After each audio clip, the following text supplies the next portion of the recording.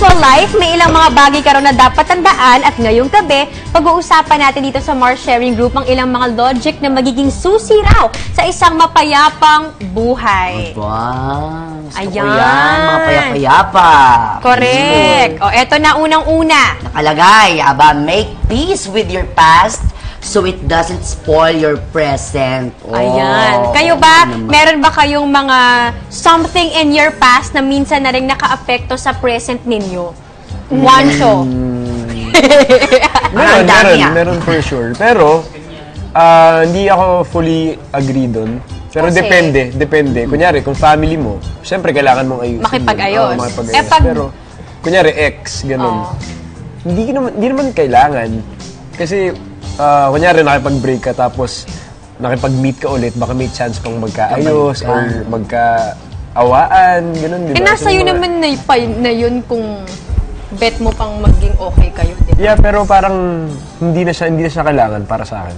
Hindi na siya. Depende. Depende kung yun sa Depende tao. how your relationship ended, di ba? Hindi na significant sa'yo yung ganun pag natapos na, ganyan. Oo, basta may closure. Tsaka actually, depende sa situation. Depende. Depende sa Mars. Tahimik daw ako. Ang lalim May na iniisip naiisip nila. mo eh. Mga bagay-bagay. Hindi, depende yun sa tao. Pero ako, I'd rather na maging okay with the past. Actually, yung mga parang sobrang dami na. Hindi naman. Okay lang yan. Yung mga Naging ex. mga naging ex ko, friends kami, in fairness. Oo. Lahat? Lahat. Isa lang yung wala akong communication, yung non-showbiz. Kasi, okay naman ako maging friend sa kanya.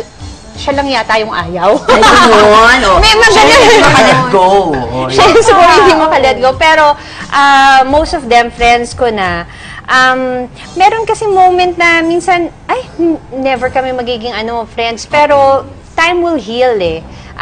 Darating yung time na, okay na ako. Tapos ngayon, pagtatawanan mo na lang yung experience mo with him, 'di ba? Yun yung sa mga exes. Correct. Pero kung sa naman, kaibigan naman, may mga kaibigan ba, nagiging okay din ako kahit may ginawa sila sa akin. Nagiging okay ako sa kanila, pero may limitation na. Kung baga ikaw, hindi ka na better, wala ka ng grudge or masamang Kasi feeling. naniniwala ako, mas better yung life mo and mas peaceful yung life mo kung wala kang yung grudge sa mo. Buhay. Or, I or agree. sa buhay. Yes. Yes. Learn the art of letting go. Right. Yes.